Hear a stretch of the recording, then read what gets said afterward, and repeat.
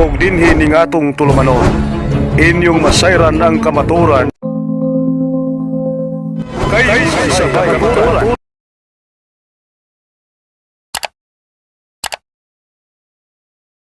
At yan, magandang tanghali, gabi sa ating mga kapatid. At kasama natin si kapatid na JB, bumiyahe pa dito sa Manila.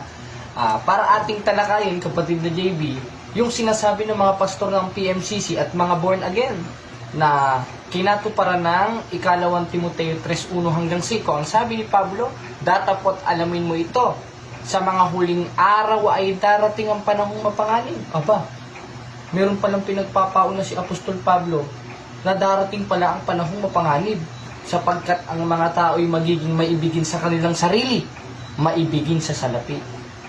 Nasa paglago na tayo ng kaalaman, 12:4 ng Daniel, kaalinsabay nung panahong mapanganib. Kaya hindi talaga natin maiiwasan, kapatid na JB, mga kababayan, na maraming tao ngayon maibigin sa salapi. At ang isa sa kinatuparan nun, yung mga mangangaral na hindi makabasag ng pinggan. Basahin natin ang 16:18 ng Roma. Ang sabi, sapagkat ang mga gayon ay hindi naglilingkod sa Kristong Panginoon, kundi sa kanilang sariling tiyan, sa pamamagitan ng kanilang mabuting pananalita. Papanoodin natin mamaya. At mainam na talumpati ay dinadaya ang puso ng mga walang malay. Bakit? Hindi na kasi naglilingkod sa Kristong Panginoon, kapatid na JB. Naglilingkod na sila sa kanilang sariling tiyan. Bakit? Dahil sila ang kinatuparan sa ikalawang Timoteo 3:1 hanggang 5 na mga maibigin sa salapi. Ano halimbawa? Tignan natin ang argumento ng mga born again, ng mga PMCC, ng mga Baptist, ng mga pastor ng demonyo na mga mukhang salapi na hindi na naglilingkod sa Kristong Panginoon, na inililigaw ang mga kapatid nating Katoliko. Panoodin natin ang isang pastorotot na ito, mga kapatid. Kaya tayo tinuturuan ni Lord mag-tithes and offering. Dahil ang tithes and offering ay exercise ng dominion. It's a proof that you are not dominated by money. Hindi ako kinokontrol ng pera. Ako ang magmamahal sa pera ko, hindi pera ko ang magmamahal sa akin. At wala akong nakitang faithful sa tithes na nag-complain sa Panginoon. Ang number one complainer sa tithes, yung hindi nagta-tithes. Pero yung mga faithful sa tithes, wala kang naririnig kahit anong salita, mga kapatid. Why? They experience the power, the dominion, and the blessings of God. Kung gusto mong pagkatiwalaan ka ni Lord ng pera, learn to manage your money. And God will make you manager of your money. Ngayon, sunod nating panoorin ang isang ministro ng PMCC Kuno. Ngayon, ang una nating napanood ay si Pastor Ikapu number 1. Ngayon, pakinggan natin si Mr. Ikapu number 2, kapatid ni JB, kung ano ang kanyang pahayag tungkol sa Ikapu at sa kanyang mga miyembro, at kung anong talata ang ginagamit nila para makapangloko ng mga miyembro. Basahin natin o panoodin natin, kapatid na JB, ang isang pastorotot number 2. Panoodin natin. Alam nyo ang mga bagay-bagay, kung sino ang nagmamay-ari, ay siya ang nagpapasya. And because of tithes belongs to the Lord, siya ang nagpasya. Ang sabi niya, dalhin ninyo ang inyong mga ikasampung bahagi sa kamalig. Ganon din, ang ikapo, it is a commitment. Na ibig sabihin, sa lahat ng ating tatanggapin, walang pagsala. Ang ibig sabihin, hindi tayo dapat, sa lahat ng ating tatanggapin, yung ikasampung bahagi ay nananatiling hindi sa atin. Ayon. Ngayon, ikinotes ni Ikapu number 2 o si Pastor Ikapu number 2 yung 3 gis ng Malakyas. Ngayon, pag-aaralan natin, mga kapatid, utos ba sa panahong Kristiyano ang tithes and offering?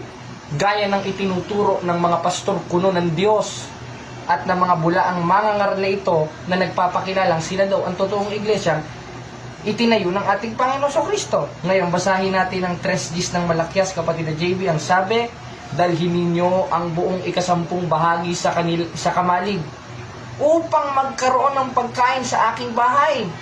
At subukin ninyo ako ngayon sa bagay na ito, sabi ng Panginoon ng mga hukbo. Kung hindi ko bubuksan sa inyong mga dungawan sa langit at ihuhulog ko sa inyo ang isang pagpapala na walang sapat na silid na kalalagyan. Kaya yung mga pastor, yan kautos ng Diyos. Amen! Praise the Lord! Hallelujah! Mag-speaking tongue pa sila. Musikarakalakalang. Yan ang utos sa 3 days ng malakyas na maglagay kayo sa kamalig ng ikasampung bahagi. At utos daw sa panahong Kristiyano ito. Teka muna, pastor. Alamin muna natin yung subject of the sentence na inutusan yan. Mga Kristiyano ba o mga Israelita? Tanong, para saan ba kaya isinulat ang aklat ng malakyas? Basahin natin sa unong-uno ng malakyas na hindi naintindihan ng mga pastorotot na ito. Basahin natin ang hula na salita ng Panginoon sa Israel. Aba, sa Israel pala inutos ito sa pamamagitan ni malakyas. Therefore, yung utos sa 3 days ng ikalawang kronika na siksik, liglig, umaapaw ang ibabalik ng Diyos at yun ay pag nagbigay ka ng ikasampung bahagi mo sa kamalig, utos pala at hula pala yun sa Israel. Ngayon, kaninong sakop na kautusan yon?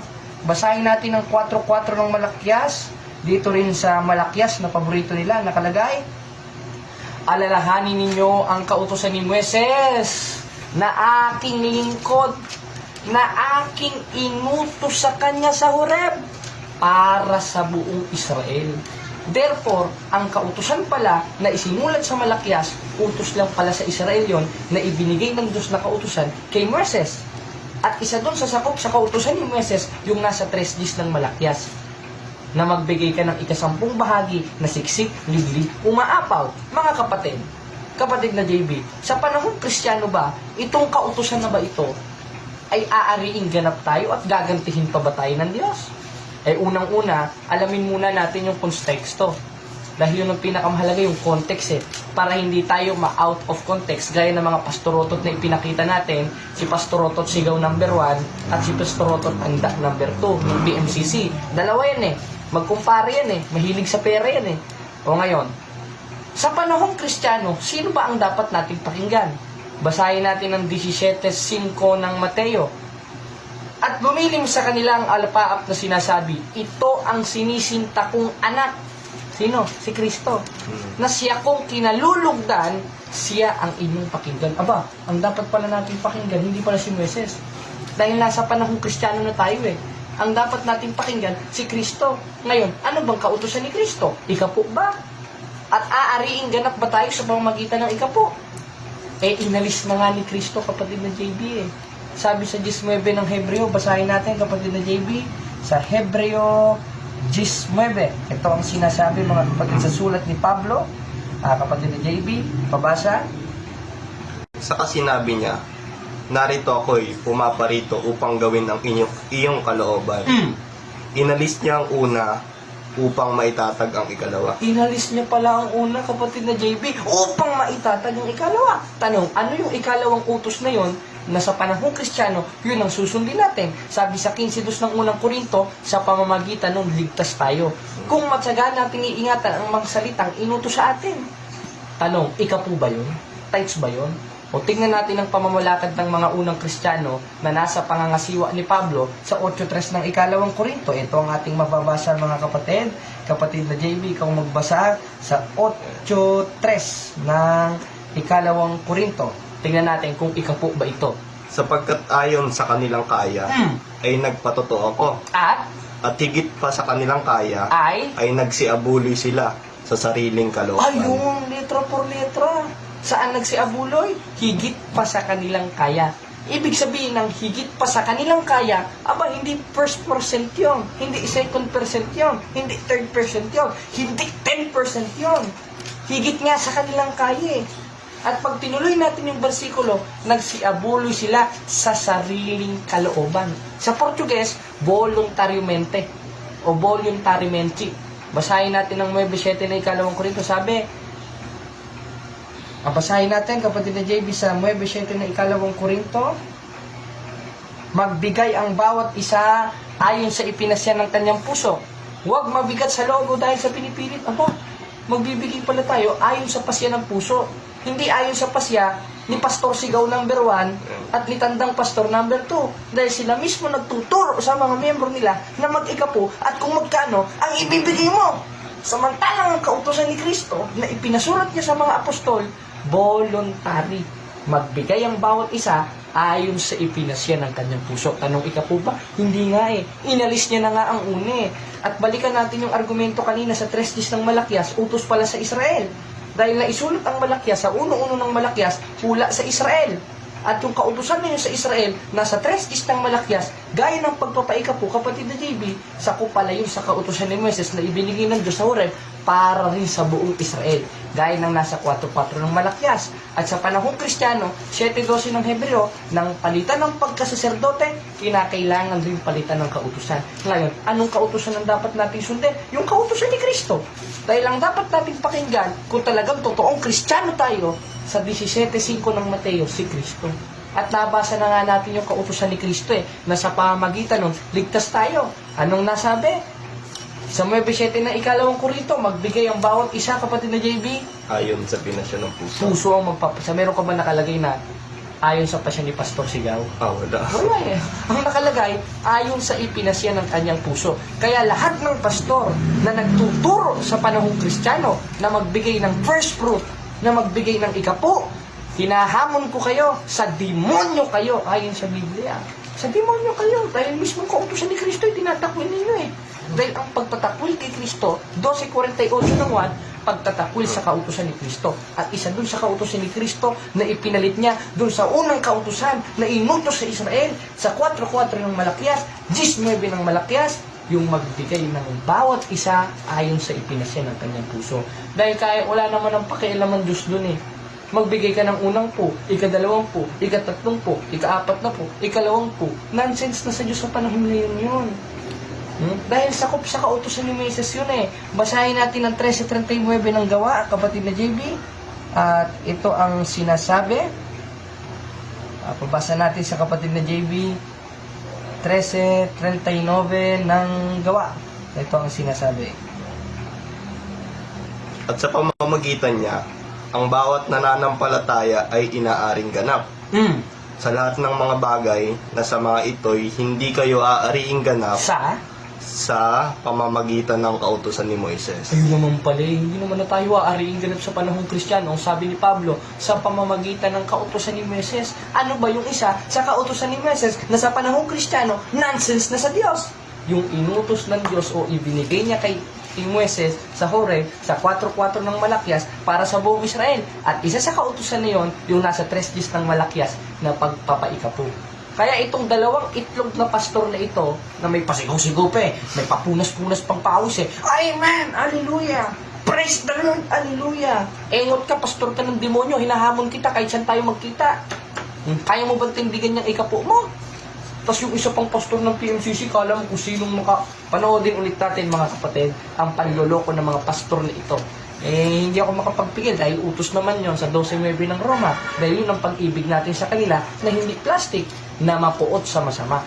Kaya napatunayan natin sa gabing ito o sa umagang ito, madaling araw na ito, at shout out rin sa mga nanonood sa atin ng mga OFW, napatunayan natin mga kapatid na sa panahong Kristiyano, nonsense ng ikapo dahil ang utos, magbigay ang bawat isa ayon sa ipinasya ng kanyang puso.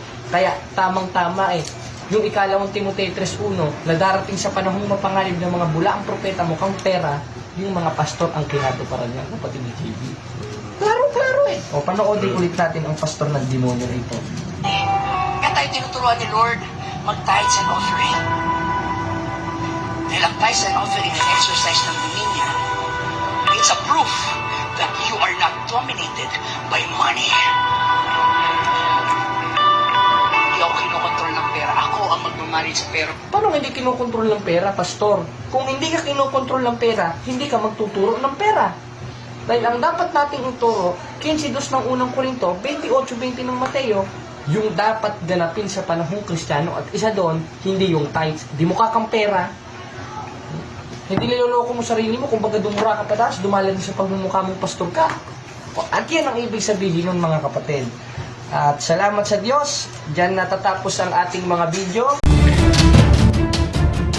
ug inyo nang nabati ang mga kamatuoran dinhi ning atong tulumanon kay sabay kamatuoran. Ako lang hinaot, kadaghang kamog nakatunan. Daghang salamat.